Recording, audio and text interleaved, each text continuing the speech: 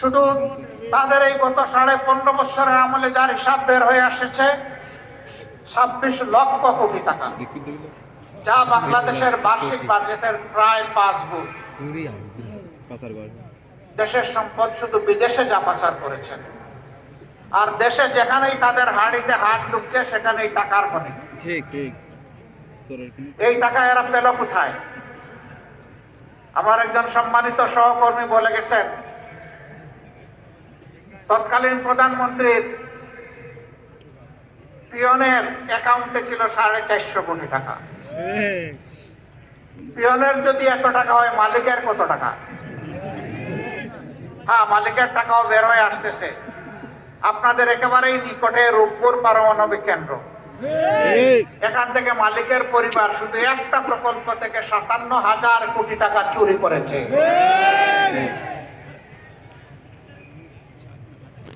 এইভাবে যেখানেই সেখানেই মেগা ডাকাতি করা হয়েছে। একটা পদ্মা ব্রিজ তৈরি করতে যে পরিমাণ টাকা খরচ হয়েছে, তাই দিয়ে কমপক্ষে 4টা পদ্মা ব্রিজ তৈরি করা যেত। তাহলে বাকি 3টা গেল কোথায়? হিসাব একেবারেই পরিষ্কার। বিদেশের টাকা দিয়ে যারা দেশের টাকা দিয়ে যারা বিদেশে বেগমপাড়া গঠন করেছেন, তারাই এই টাকা চুরি করেছে। কিন্তু চুরের মার বড় গলা। কুষ্টিয়া অবশ্য এটা বলে না। কুষ্টিয়া কি বলে যে চুরের মার বড় গলা? কুষ্টিয়ায় কি মাঝে মধ্যে গরু চুরি হয়? সারা বাংলাদেশে হয়, আমাদের ওদিকেও হয়েছে। গরিবে কেরস্তের একবার 2টি বলদ চুরি হয়েছে। তিনি খবর পেয়েছেন অমুক গ্রামের চুররা তার বলদ চুরি করে নিয়ে গেছে। সেখানে গিয়ে তিনি দেখেও আসলেন তার বলদ দুটা ওখানে একজন চুরের হেফাজতে আছে। গরিব মানুষ, এই 2টা বলদই তার জীবনের সম্বল। আপনি আমাকে সাহায্য করেন। তো জিজ্ঞেস করলেন, তুমি কিভাবে আমার সন্তান হও? বলে, আমি আপনার সন্তানের মতোই একজন। আপনার সন্তানেরা আমার 2টি বলদ নিয়ে এসেছে। আমি কষ্ট করে কিছু টাকা পয়সা হাতে নিয়ে এসেছি। আমি জানি না ওনারা কত চাহিদা জানাবেন। ওই চাহিদা অনুযায়ী আমার দেওয়ার কোনো সুযোগ নাই, আমার সম্বল নাই। আমি তার দেনা করে কিছু টাকা এনেছি। আপনি যদি মা হিসাবে আমাকে একটু সাহায্য করতেন।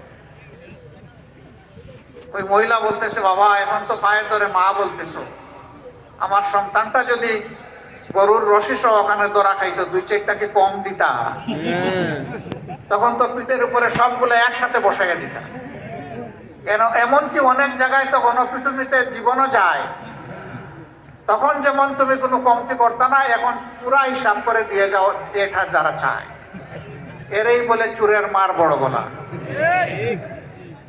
এরা বিভিন্ন প্রকল্প থেকে কন্ট্রাক্টর নিয়োগ করেছে নিজের দলের লোকদেরকে দিয়ে বলেছে, বেটা তুমি যদি আমার দলের না হতো এটা পেতা না।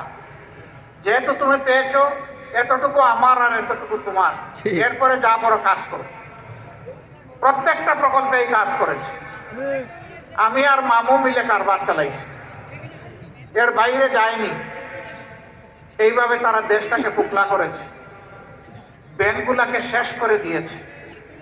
সবচেয়ে শক্তিশালী ব্যাংক ছিল এদেশের আপামর জনগণের ব্যাংক ছিল, জাতি ধর্ম বর্ণ নির্বিশেষে ব্যাংক ছিল ইসলামী ব্যাংক বাংলাদেশ লিমিটেড। ডাকাত এস আলমকে লেলিয়ে দিয়ে ভাগ বাটুরা করে সেই ব্যাংকটাকে শেষ করে দিয়েছে। আমরা শুনেছি এই ব্যাংকের টাকা চুরি করেছে শেখ হাসিনার বোন শেখ রেহানা,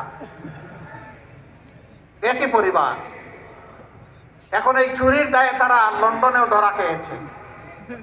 শেখ হাসিনার বোনের মেয়ে সেখানে সংসদ সদস্য এবং ভাগ্যক্রমে তিনি হয়েছিলেন মন্ত্রীও। এখন তিনি দুর্নীতির দায়ে সেখানে দুর্নীতি দমন করে। আমার কলিজা, আমার হৃদয় বাংলাদেশের জন্য। কথা খুব সুন্দর, কিন্তু তিনি ছাড়া তার পরিবারের জীবিত কোনো সদস্য বাংলাদেশে থাকতেন না।